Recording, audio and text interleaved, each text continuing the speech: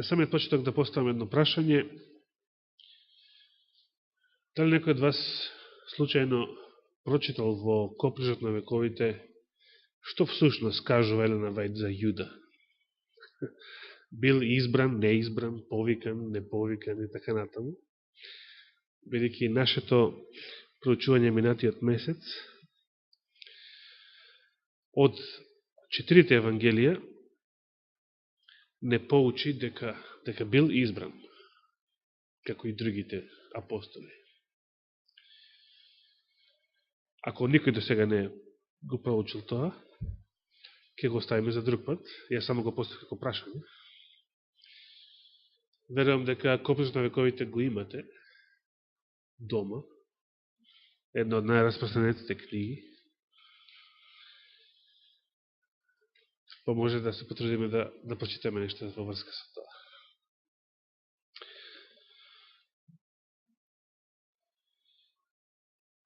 Денеска проучувавте и намерно се обраќам во второ лице. Не дека јас не проучував. Проучувавте за Јом Кипур.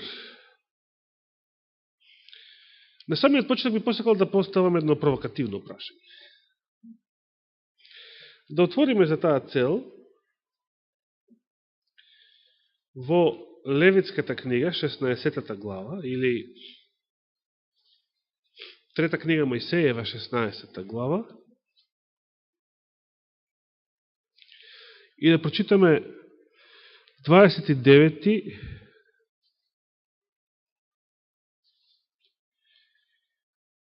30 и 31 стих. Дали отворивте таму? 29, 30 и 31 стих.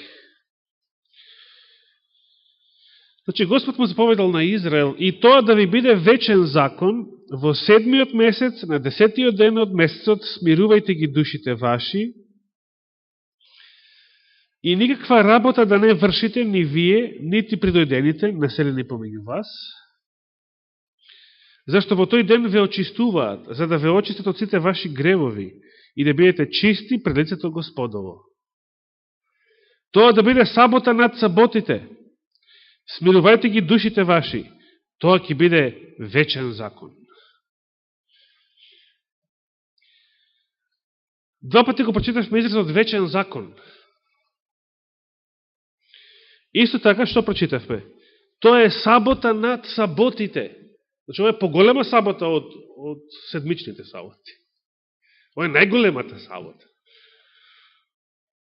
И сега, ако е ова вечен закон, и ако е ова поголема сабота од другите саботи, зашто ние не ја празнуваме оваа сабота?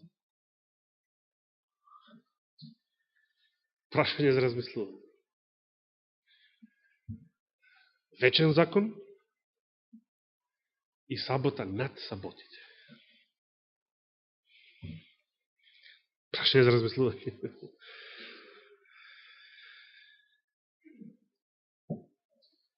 Денес исто така проучувавте за тоа што се случувало и какви се жртви се принесувале тој ден. Не би сакал да ги повторуваме.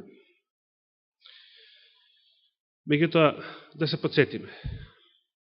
Сето тоа е запишено во 16 глава. Можеме само да резимираме. Што требало, значи, да принесе, како прво, кој? Кој единствено принесувал жртви тој ден? Кој единствено вршил служба тој ден? Само првосвещеникот или овде по име се споменува Арон, како првиот еврејски првосвещеник по неговиот чин, значи по чинот Аронов.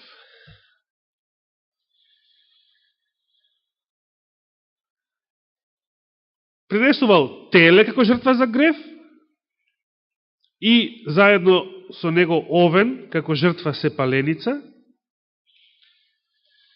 и потоа уште што принесувал како жртва? Уште еден јарец или козел, како што вели овој превод. Сега се поставува прашањето. Зошто биле првите две жртви? 6 стих. Потоа Арон да приведе теле како жртва за грев за себе. И така ќе се направи чист себе си и домот свој.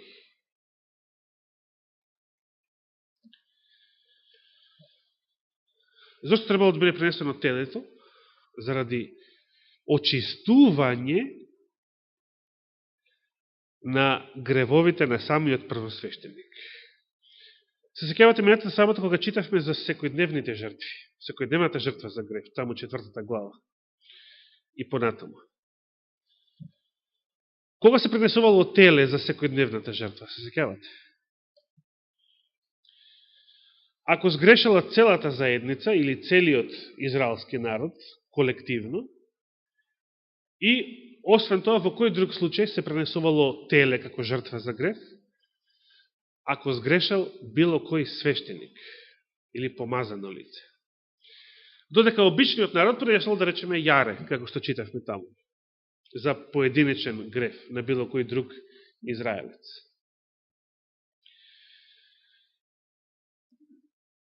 Сега, и во случајот со свештениците, и во случајот со обичниот народ, што и да се пренесувало, дали теле, дали јаре, тоа било жртва за грев. Таму читавме во 4 глава дека со таа жртва грешникот добивал простување и дори добивал помирување, се вели. Меѓутоа, дали тоа било помирување за неговиот грев?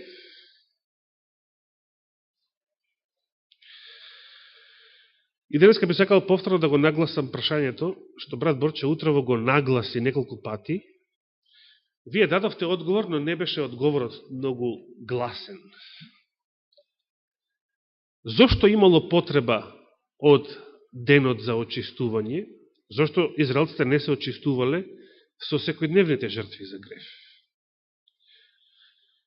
Зошто таа жртва не ги очистувала, не ги помирувала или ги помирувала?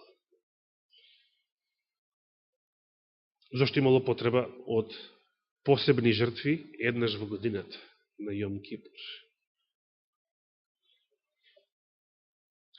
Значи, со секојдневната жртва, грешникот добивал простување за својот грев. Свештеникот правил помирување за него.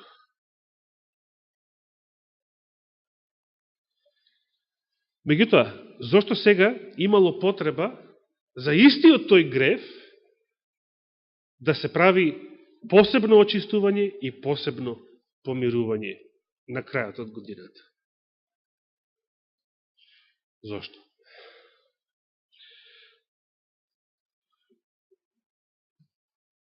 Кога проучувавме минатата сабота, застанавме кај моментот, значи било да се работело за теле, за свештеник или за целиот народ, било да се работело за јаре, за било каква жртва и да се работело,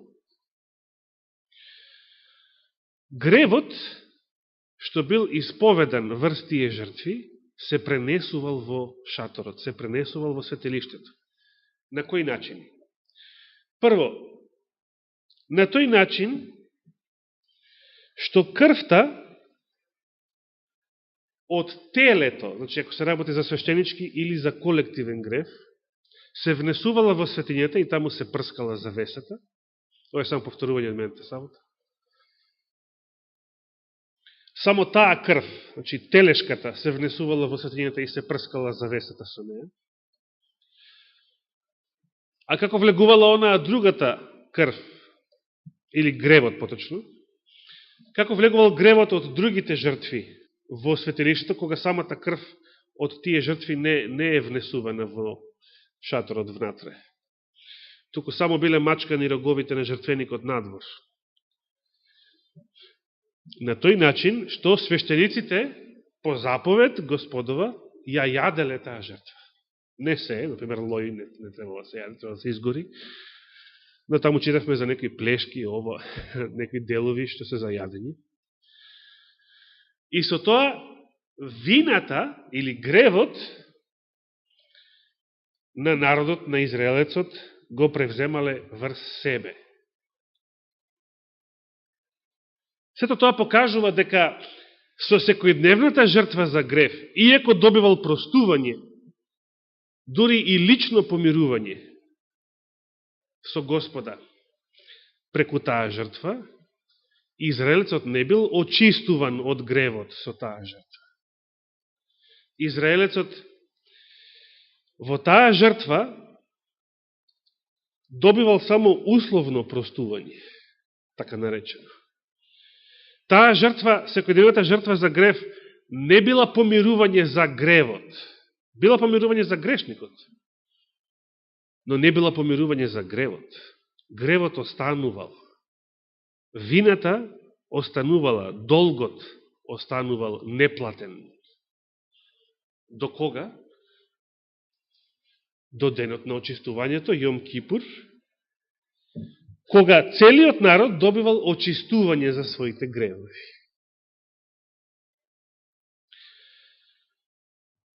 Зошто дури тогаш, која била жртвата со која што народот се очистувал од своите гревови, која била жртвата со која што се вршело помирување за гревот?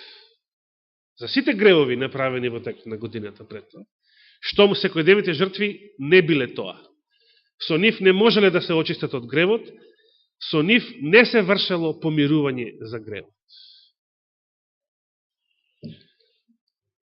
Тоа била крвта на едниот од двата јарца, или козела, наречен за Господа, бидејќи се фрло ждрепка, кој од нив ќе биде за Господа, а кој од нив ќе биде за Азазел. Старо еврејско име што се однесува на сатаната. Која крв вие читавте и проучувавте, мислам и сестра Зорица тоа многу детално го објаснуваше утрово. Не сакам тоа да го повторувам. Сето тоа е запишено во оваа глава. 7 пати, исто како и со телешката крв за своите гревови и за своето семејство. По поклопецот на милоста, над ковчегот на заветот, очистување и помирување за гревот се правело само со крвта на јарецот за Господа. Значи, израелецот, било кој израелец, кога принесувал жртва за грев, значи, кога тој самиот го колел животното, врз кое што ги исповедал своите гревови, било кога во текот на годината, тој добивал простување. Меѓутоа, таа жртва, што тој ја принесувал, значи неговата жртва, не го очистувала од гревот, ниту била помирување за гревот. Туку тоа била жртвата што ја принесува неговиот првосвещеник на Јом Кипур. Значи, не со својата, туку со жртвата на неговиот првосвещеник, израелецот добивал очистување, целосно или дефинитивно отпуштање на гревот и помирување за самиот грев. До Јом Кипур он можел да живее со чиста совест пред Господа, затоа што тој веќе бил помирен, покајан. Меѓутоа, долгот се уште не бил платен. Гревот се уште не бил очистен. Помирување се уште не било извршено. Зошто израелците требале да имаат една ваква лекција низ службата во светилиштето? За да разберат дека тие не можат да се очистат и да се оправдаат со своите жртви, со своите дела. И тоа било лекција за сите други околни народи. Не може да се очистите од грев со тоа што вие ќе направите нешто. Што год и да е тоа. Дали ќе однесете пари во црква, или ќе дадете милостина на сиромаси, или ќе изградите црква, например, како Трифун Костовски, или... Не може тоа да ве очисти од гревот. Вашето дело, вашата жртва, не може да го помири вашиот греф. Тоа може да го направи само жртвата на вашиот првосвещеник, на вашиот посредник.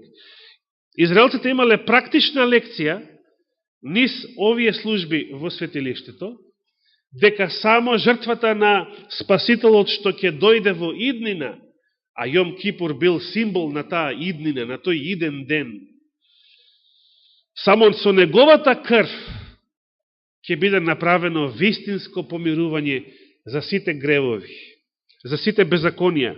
Само со неговата крв ќе може да се случи вистинско очистување на сите гревови, на сите беззаконија. Само преко неговото име да се добие покаяние, простување, отпуштање на гревовите, оправдание, посветување и секој Божји дар, вклучително и Светиот Дух.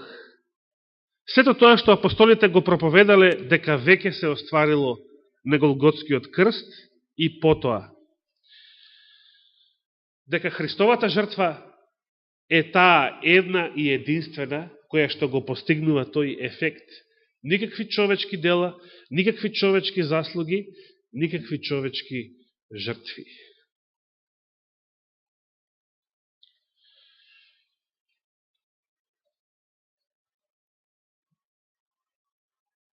Според тоа, кога започнал Јом Кипур во Новиот Завет? Второ провокативно прашање. Кога се пренесувала жртвата што очистува, јарецот за Господа? На Јом Кипур се пренесувала. На тој ден. Велиме тоа било Христовата жртва. Така не получуваат апостолите. Значи, кога Христос умрел на крстот,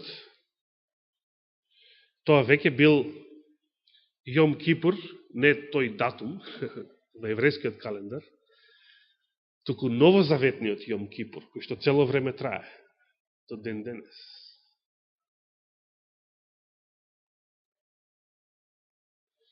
Дали завршил меѓутоа Јом Кипур? Не завршил. Дали Христос завршил со своето посредување во небесното светилиште? Се уште не завршил. Зошто не завршил? Зошто новозаветниот Јом Кипур не трае само еден ден? Што е тоа што се чека?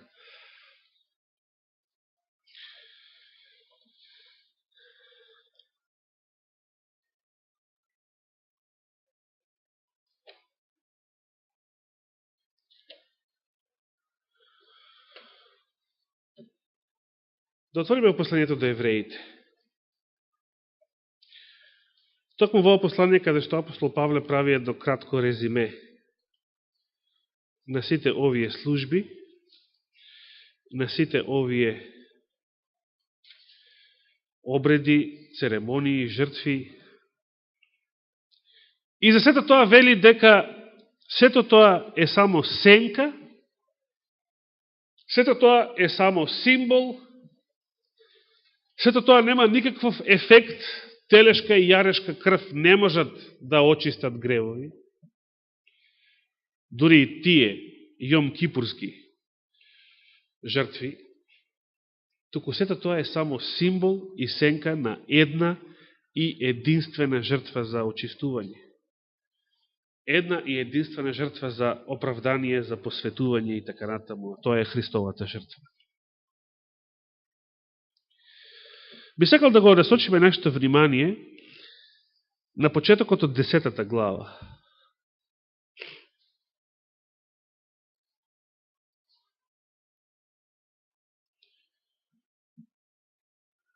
Не е лошо да почнеме да читаме од 25 стих од 9 глава, или ајде подобро од 24-тиот, бидејќи представува една целина тука. Овие стихови ги читавме пред 2 месеци, кога проучувавме за светињата на светињите, зашто Христос не влезе во ракотворено светилиште, кое е само образец на вистинското, туку во самото небо, за да се јави сега пред лицето на Бога за нас. Нели како што влегувал Арон, првосвещеникот, пред Божјето лице, само на Јом Кипур, зад завесата. И не да се принесува себе како жртва повеќе пати, како што првосвещеникот влегува во светилиштето секоја година со туѓа крв, додека Исус влегувал со својата. Инако тој би требало многу пати да пострада од созданието на светот. А сега еднаш за секогаш, до крајот на вековите се јави за да го однесе гревот, откако се принесе сам себе како жртва. И како што на луѓето има определено да умрат еднаш, а потоа суд, така и Христос откако еднаш се принесе самиот себе како жртва, за да ги однесе гревовите на мнозина. Втор пат ке им се јави на не веќе како жртва за грев на оние што го очекуваат, туку за нивно спасение. Христос еднаш дошол според апостол Павле за да биде жртва за грев. Да ја даде таа една и единствена жртва за спасението на светот, за очистување и помирување на сите гревови. Но Христос треба да дојде по втор пат, вели истиот апостол, за да бидат спасени сите тие кои што еднаш биле очистени со неговата крв. А што тоа значи? Дека се уште не се спасени.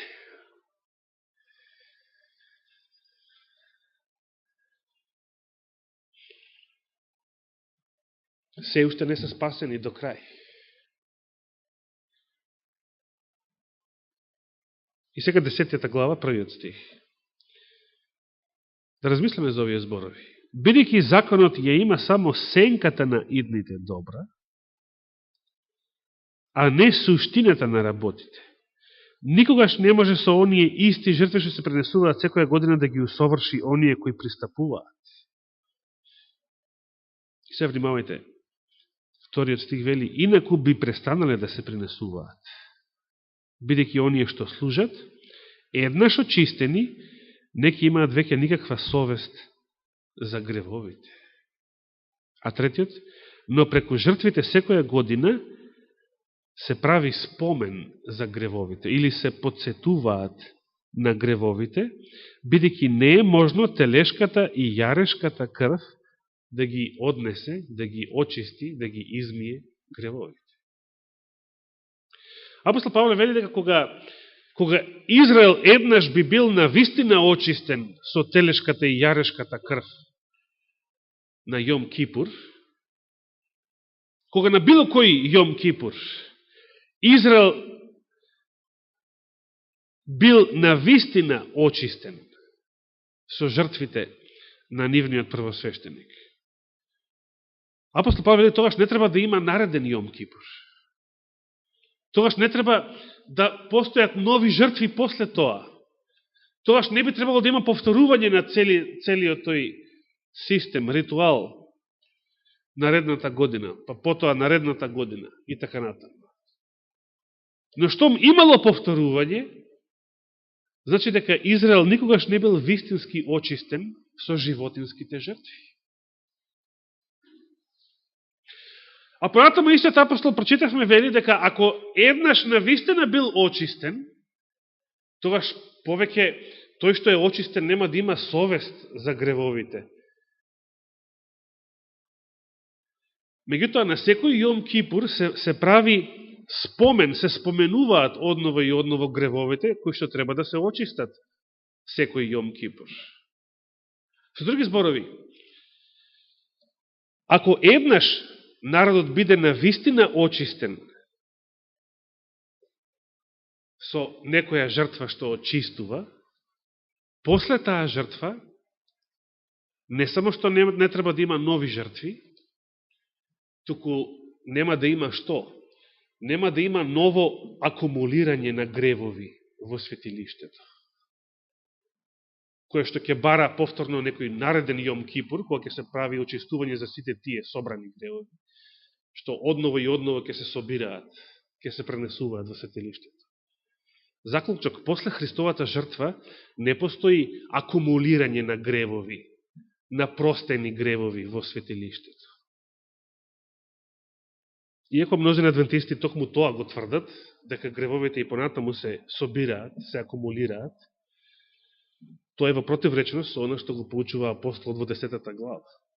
Ако Христовата жртва е таа вистинската што очистува, после неа нема трупање на нови гревови, пренесување на нови гревови во светилиштето. Христос ги зел на себе сите гревови и, вели апостол Петар, ги понел до каде? Ги понел на дрво, значи до крстот. После воскресението Христос не е обременет, натоварен со гревови, бидејќи смртта била таа што ги очистила гревовите, платила за целиот нивен долг и донела оправдание и нов живот на сите кои што се надеваат на него.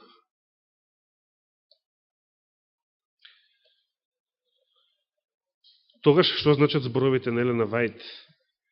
Дека Христовата крв, иако му донела опростување на грешникот, таа не го избришала или не го поништила гревот. Тој останува во небесното светилиште се до конечното помирување. Што е тоа конечно помирување според нејзината наука? Кога веќе крстот и Христовата жртва на крстот еднаш биле едно универзално помирување,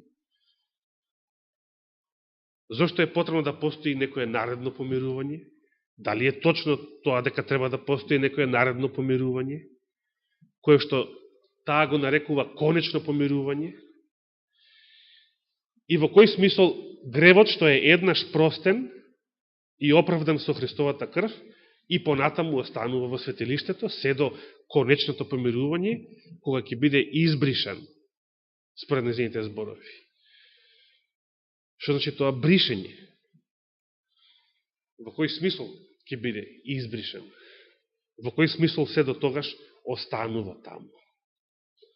И после Христовата смрт, после совршената жртва која што очистува. Ова нека бидат прашања за размислување, за ваше размислување и за ваше лично проучување. А некогаш, ако даде Господ живот и здравие, можеме и да ги одговориме.